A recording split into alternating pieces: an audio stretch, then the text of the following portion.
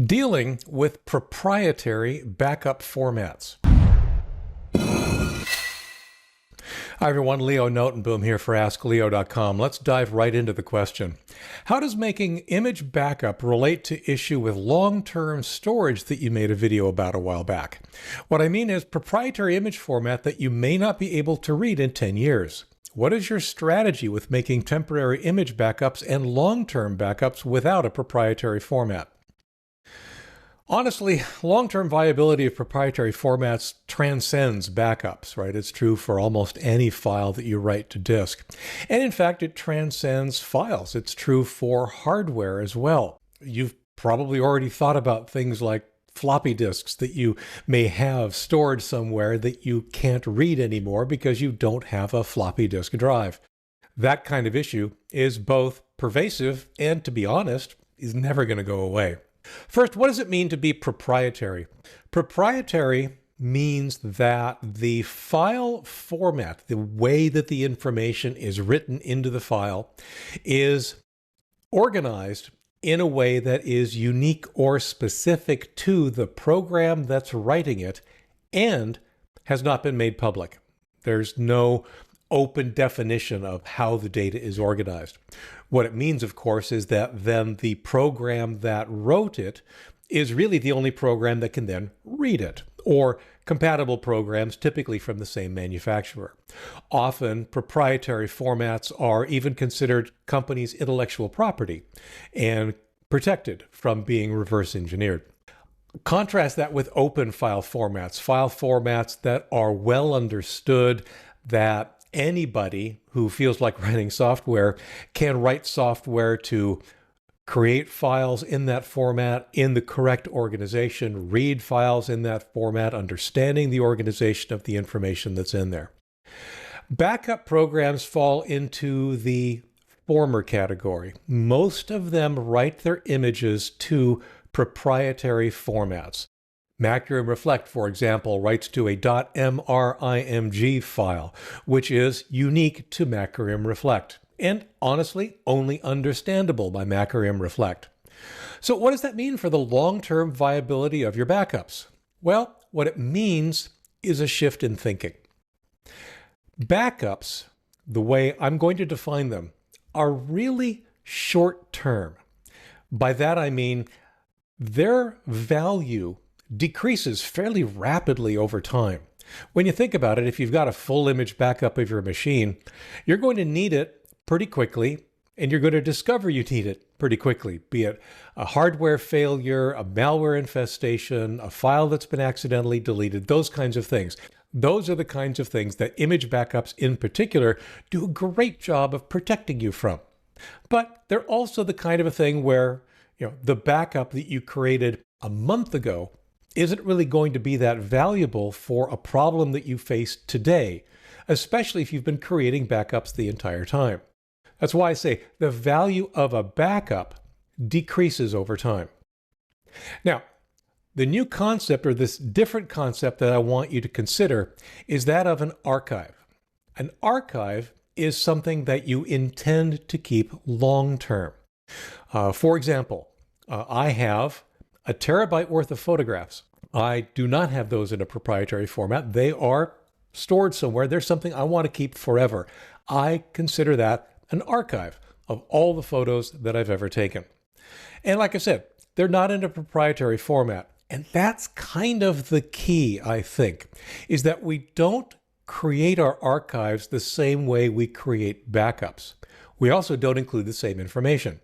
The details of my Windows installation today, the settings, the drivers, the configuration, all of that kind of stuff, I'm not going to care about that in 10 years. I really am not. What I'm going to care about is my data. The data files, the documents, the photographs, the other stuff that I've created that is independent of the operating system. It's the stuff that I actually work on. Now, one of the other things that does suffer from this It's not necessarily a proprietary issue, but it is kind of a compatibility issue, is that the programs you're using today, they may or may not be available or have something compatible tomorrow. So one of the other things that is worth at least considering archiving are snapshots of the programs you're using today. And I don't mean the installed programs. I mean the installation, the download, the setup program. Those are the kinds of things that you might want to archive as well. So the difference then is that I actually do run a backup on my machine every day. That then, as I said, decreases in value over time. I also, in addition to my backups, manage my archives.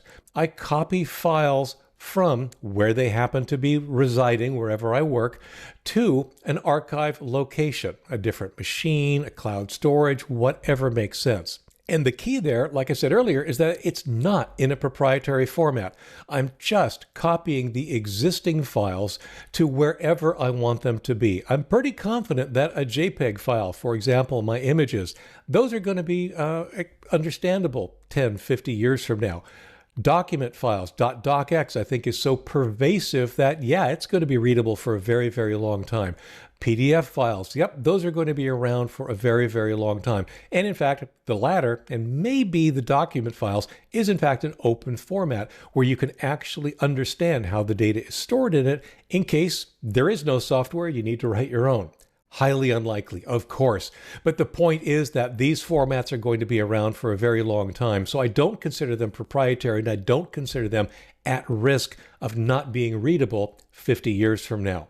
A backup image? Absolutely, you're absolutely right. That backup image, I'd be surprised if the backup reflect backup images that I create today would be readable in 50 years. I could be wrong, but I'm not going to count on it. That's why my archives are something different, and they're for a different purpose. Now, how do you create these archives? Well, there's a couple of approaches. One is, like I said, it's just a copy of your existing files placed somewhere important, somewhere safe.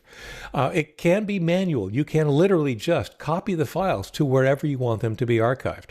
Another approach, actually, online storage. Dropbox, OneDrive, Google Drive, those kinds of things. Those are great ways to do that because you're just putting your files into a file folder, and then all of a sudden they get replicated to the cloud, to other machines that you happen to be using those services on. That too is a form of archive, and indeed, that's exactly what I do with my photographs. My photographs are in Dropbox, they get automatically uploaded, and they get automatically replicated to a couple of other machines. Now, in my case, I'm a special case. I also have some batch files that run overnight that basically copy a bunch of things around. One of the things that they do is they do create archives for me, not necessarily by copying the files, but by zipping them. Zip is another one of those formerly proprietary, now open formats that I honestly believe will be around for a very, very long time. Certainly a lot longer than me. So the point here is that in order to ensure something is going to be available to you in 10, 20, 50 years, don't bundle it up into a proprietary format. Copy whatever you've got and save the existing format that you know is going to be accessible, again, 10, 20, 50 years from now. There really is no perfect solution. There's always risk. It seems unlikely that zip files won't be around for a very, very long time, but I suppose there's a chance. But it is one of those things that at least understanding the issue will allow you to prepare now and make perhaps a few more informed choices about the data that you want preserved for the long haul. Hope that helps. Hope that helps clarify both the issue and an example of what I do to solve that same problem. For updates, for comments, for links related to this topic and more, visit askleo.com/158551. I'm Leo Notenboom, and this is askleo.com. Thanks for watching.